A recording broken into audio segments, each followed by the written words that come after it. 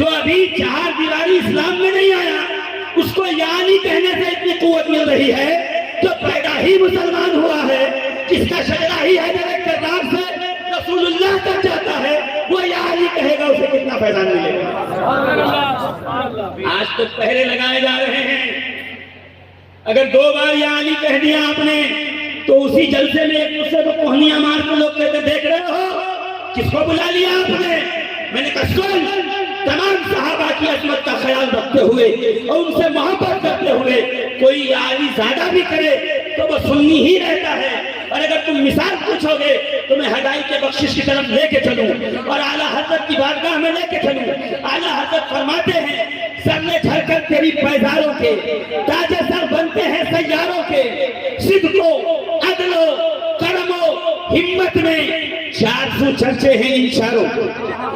آج کا مولوی یہی کہتا ہے نا کہ جب دیکھو تب جلسے میں علی علی علی علی علی کرتے رہتے ہو، علی علی علی کرتے رہتے ہو، کبھی ناراض ہوتا ہے، کبھی جلسہ خراب کرتا ہے، کبھی مائک چھین لیتا ہے، کبھی پڑھنے نہیں دیتا ہے، کبھی رد کہتا ہے کہ یا علی بہت ہو رہا ہے۔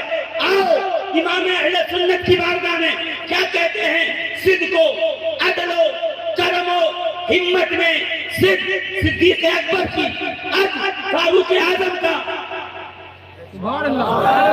کرم عثمان غنی کا، ہمت مولا علی کی، صدق و عدل و کرم و ہمت میں 400 چرچے ہیں ان چاروں کے۔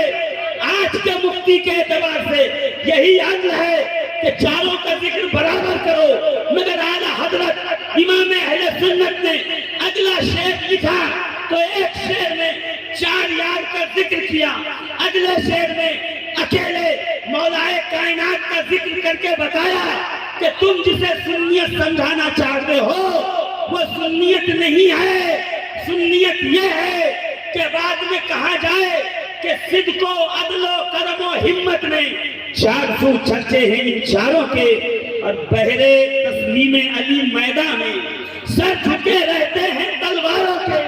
ایسے آقاؤں کا بندہ ہوں رضا، بول بالے میری سرکار،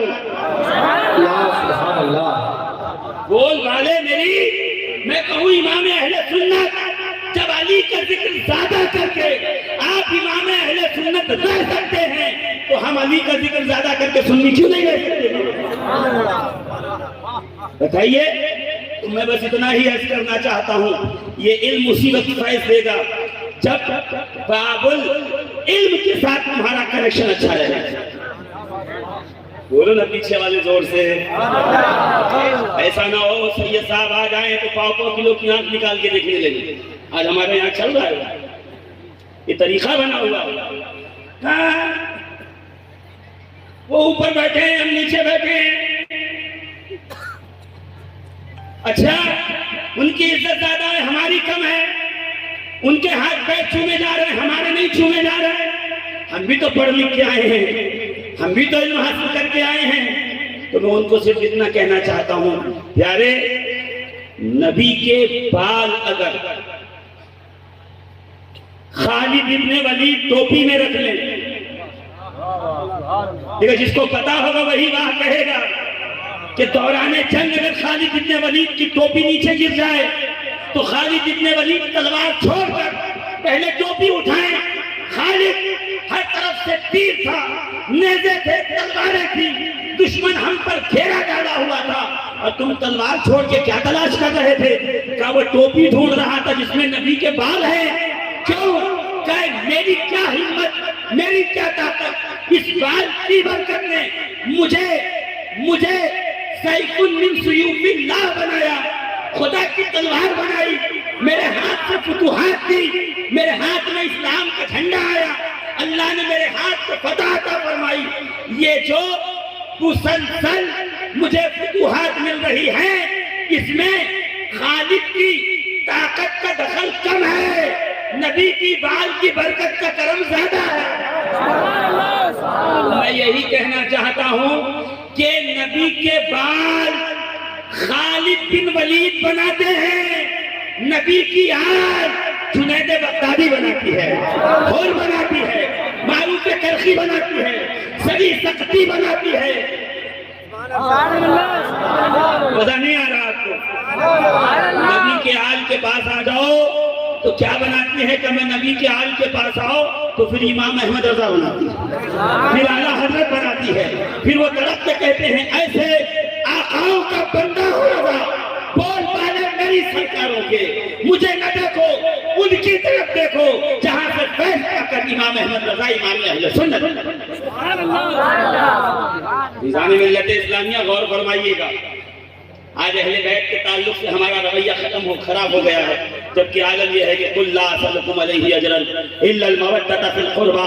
قرآن کہہ رہا ہے نبی کی قرابت داروں سے مودت کرنا امت پہ واجب ہے، لازم ہے، اور امام شافعی اس سے استنباط کر کے کہتے ہیں فرض ہے، فرض۔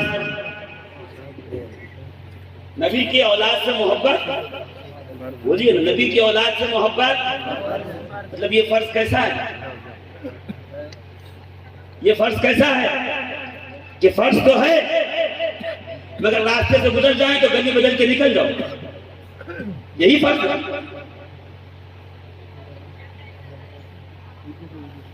تشریف لائیں اور جانے کے بعد پیچھے میٹنگ کرو، یہی فرض ہے۔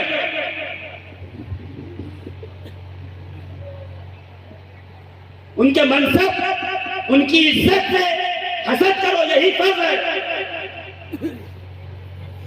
یہ ہے فرض، اس طرح فرض نبھاؤ۔ اہل سنت کا اتفاق ہے کہ نبی کی اہل بیت سے محبت کرنا واجب، بعض ائمہ کہتے ہیں فرض، لازم۔ روح سنیت کا نام ہے اہل بیت سے محبت، اس لیے کہ اہل بیت کی محبت ہم نے کسی پنواری، کسی چنے بیچنے والے سے نہیں سیکھی ہے، اہل بیت کی محبت ہم نے صدیق اکبر سے سیکھی ہے، فاروق اعظم سے سیکھی ہے، عثمان غنی نے سیکھا، سیدنا ابو ہریرہ نے سیکھا۔ سب برابر ہیں، ہمارے یہاں یہ بات چل رہی ہے، سب برابر، کل تقیم و نقیم، کل برابر، سب برابر ہیں، کسی پہ کسی کو کوئی فضیلت حاصل نہیں۔ ہاں، اور آیتیں پڑھی جا رہی ہیں مگر آیتوں کا مطلول ہے کسی کو کچھ خبر نہیں، وہ آیتوں کی توضیح و تشریحات کی خبر نہیں، بس آیت پڑھ دی اور چسپا کر دیا، وہی کام جو خارجیوں کا تھا وہ آج اہل سنت میں داخل ہو گیا۔ عزیزان محترم، نبی کی اہل بیت سے محبت کیجیے۔ امام ابو یوسف کے سامنے ایک بات کہی گئی کہ رسول اللہ صلی اللہ علیہ وسلم کدو سے محبت کرتے ہیں، کدو سے، جو گول والا ہوتا ہے اس سے محبت کرتے ہیں، اور ایک شخص اگر کھڑا ہو کے کہے انا ما احبھا، میں کدو سے محبت نہیں کرتا، صرف محبت نہیں کرتا کہے، تو پتہ ہے کیا حکم ہوگا؟ امام ابو یوسف کہتے ہیں فحکم بارتدادہ علی ھذا الاصول۔ امام ابو یوسف کہتے ہیں اگر کوئی یہ کہے کہ نبی کو کدو سے محبت تھی، کدو شریف سے محبت تھی، اور کوئی پلٹ کے کہے مجھے کدو سے محبت نہیں ہے، کدو پسند نہیں ہے، تو امام یوسف کہتے ہیں، امام اعظم ابو حنیفہ کے شاگرد حکم لگاتے ہیں مرتد ہے، کافر نہیں، مرتد۔ مرتد کا معنی پتہ ہے؟ علماء بیٹھے ہوئے یہ جانتے ہیں اچھے طریقے سے، مرتد اسے کہتے ہیں عزیزان محترم جس کی بیوی اس کے نکاح سے نکل جائے، جس کی وراثت اس کے زندہ رہتے ہوئے تقسیم کر دی جائے، اگر وہ اپنے باپ کا بیٹا ہے، اس کا باپ زندہ ہے، تو باپ کی وراثت میں اس کو کوئی حصہ نہ ملے، یہ ہے مرتد کا حکم۔ کہتے ہیں وہ مرتد ہے، کیوں؟ جو چیز نبی کو پسند تھی اس نے اس سے بیزاری کا اظہار کیا، اس لیے فقہائے احناف کہتے ہیں وہ مرتد ہے۔ میں پوچھنا چاہتا ہوں، نبی کدو سے چاہے کتنی محبت کر لیں، حسین سے زیادہ کدو سے محبت تو نہیں تھی نا، حسن سے زیادہ کدو سے محبت تو نہیں تھی نا، علی سے زیادہ کدو سے محبت تو نہیں تھی۔ کسی بھی حال میں کدو دوسرے نمبر پہ ہے، حسین پہلے نمبر پہ ہے، حسن پہلے نمبر پہ ہے، اہل بیت پہلے نمبر پہ ہیں۔ تو کیا ہو گیا؟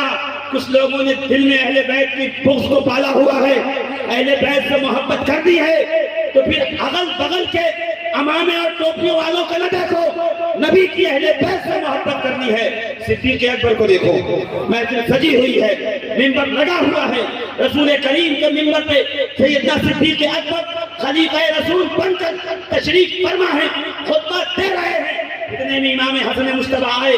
الاستیعاب کی معرفت الاصحاب میں یہ روایت لکھی ہوئی ہے 3 جلد کے اندر کہ جیسے سامنے آئے کہا انزل عن منبر ابی، اے ابو بکر میرے بابا کے منبر سے اترو. یہاں کچھ بیچارے نئے جو سنی نئے جو محب اہل بیت بنتے ہیں یہاں دھوکہ کھا جاتے ہیں. وہ کہتے ہیں انزل عن منبر ابی، میرے باپ کے منبر سے اترو. دیکھو علی کہا علی کے منبر سے اترو. نہیں حسنین کریمین کی عادت تھی کہ رسول اللہ کو کہتے تھے یا ابی، اے میرے بابا. اور جب مولائے کائنات آتے تھے تو امام حسن کہتے تھے یا ابل حسین، اور حسین کہتے تھے یا ابل حسن.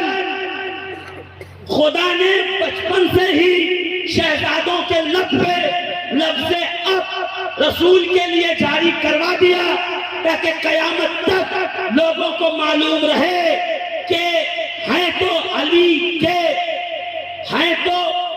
کے صلب سے قیامت تک رہیں گے نبی کے نسل. اسی لیے اعلیٰ حضرت کہتے ہیں اصل نسل صفا، وجہ وصل خدا، باب فضل ولایت پہ لاکھوں سلام. مرتضی شیر حق اشجعل اشجعی، ساقی شیر و شربت پہ لاکھوں پڑھا. مجھے یقین ہے پڑھا نہیں ہوگا کبھی، مسجد میں یہ پڑھایا نہیں جاتا. میں ڈنڈے کی چوٹ پہ کہتا ہوں جہاں بلائیے گا بیٹھ کے بات کر لوں گا. جی یہ اشعار پڑھائے نہیں جاتے مسجد میں. پرہائے صحف غنچہائے قدس، اہل بیت نبوت پہ لاکھوں سلام. خون خیر الرسل سے ہے جن کا خمیر، ان کی بے لوث قیمت پہ لاکھوں سلام. شیر شمشیر زن، بولیے نا سبحان اللہ، سبحان اللہ تو کہہ دیجیے. شیر شمشیر زن، شاہ خیبر شکن، پرتوے دست قدرت پہ، پرتوے دست قدرت پہ، زور سے کہیے نا، پرتوے دست قدرت پہ. اصل نسل صفا، وجہ وصل خدا، باب فصل ولایت پہ لاکھوں سلام. فرما دیا اصل نسل صفا، دنیا میں جتنی پاک نسلیں ہیں اس کی اصل تو علی مرتضی حیدر کربلا کا ہے.